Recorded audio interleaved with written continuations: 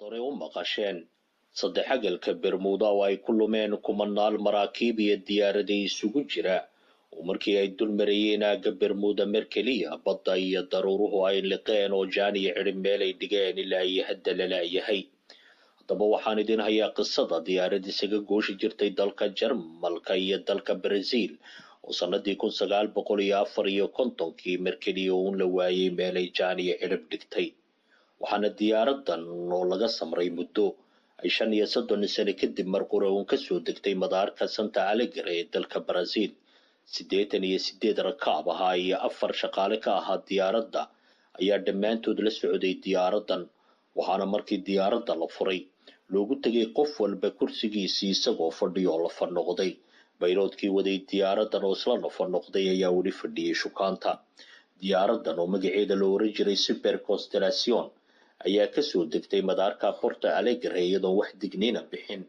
goobaha laga hago diyaaradaha ayaa la yaabay in diyaaradan oo shirkadii iska lahayd ee Santiago ay kacday 1956 iyadoo aan wax digniina bixin ay kasoo degto madaarka. waxaana arrinkan oo maskaxda bini'aadanka ka weynaatay loo bandhigay culimada baadha waxyaabaha qayr caadiga ee paranormal phenomenka loo yaqaan.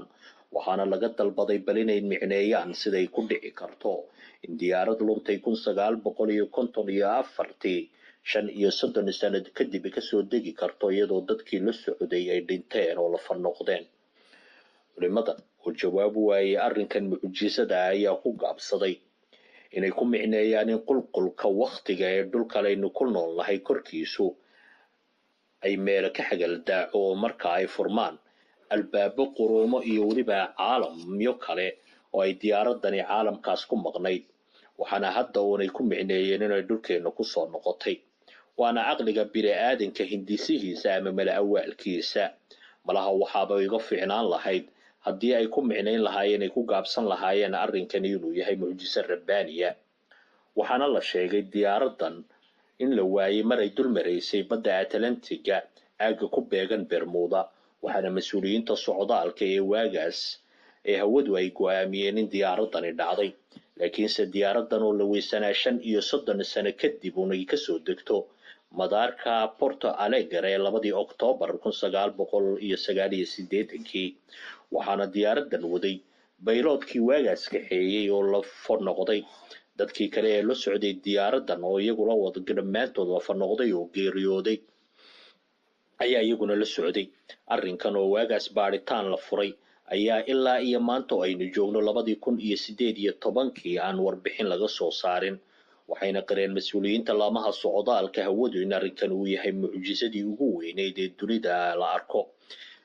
waxayna arrinkan uu jabiyay bay yiraahdeen qawaaniinta baaxadda iyo waqtiga ee culumta oo dhan. waxayna sheegeen inaan la garanayn meesha ay ka timiday diyaaradan iyo weliba xagga ay ku maqnayd muddadaas oo dhan. waxa kale ay sheegeen sida ay u suurtageli karto inay weli shaqaynayaan matooradii diyaaradan oo iyagu daxalaystay. waxa kaaga sii daranay bayloodkii waday diyaaradan oo magaciisa loo oran jiray Pago Miguel Victor oo la fadnoqday ayaa loogu tegay isagoo haysta weli shukaanta diyaaradda. waxaana la garan waayay bal cidda waday oo soo jedisay diyaaradan maadaama uu meyd ahaa Victor.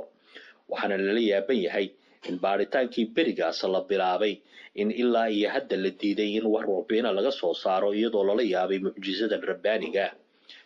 sheer oo la wadaaga saxaabtaada mucjisadan rabbaaniga